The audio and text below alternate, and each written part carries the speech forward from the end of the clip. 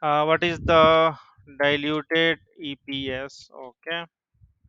This company has earnings of 313,000 and equity of 100,000 shares of $1 each in issue during this. So this will multiplied by this much only. And the company also has in issue 100,000 10% bonds, convertible loan stock, which is convertible into 1 year's time at a rate of 3 ordinary shares for every 10 of a stock.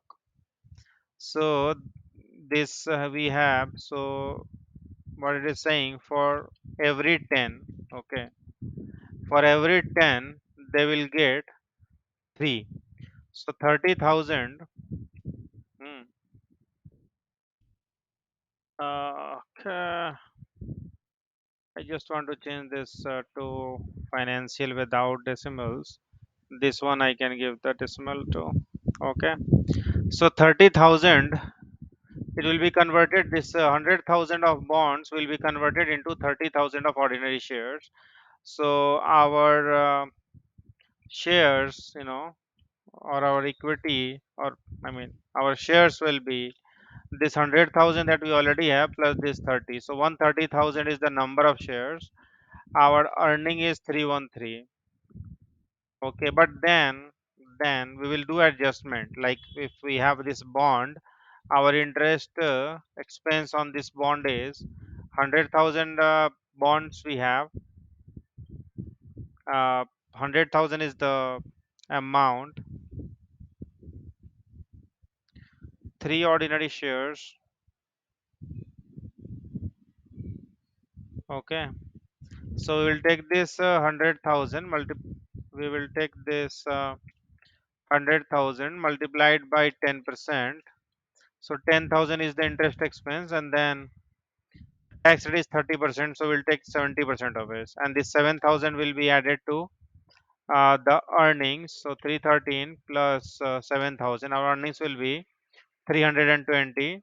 We have the shares we have is, so what we will do, we will divide this earning 322 by the number of shares, so we will have 130. So our answer should be 2.46, which is option 2. Let's check the answer. 190 is 2.46. Yeah, so that is right. So yeah, I hope it is clear. I just did it a little faster, so I want to go it once more. So it is asking us to calculate the diluted EPS. Earnings we have is 313, which is given. Equity is 100,000, number of shares $1, 100,000. 10% bonds, they have 100,000.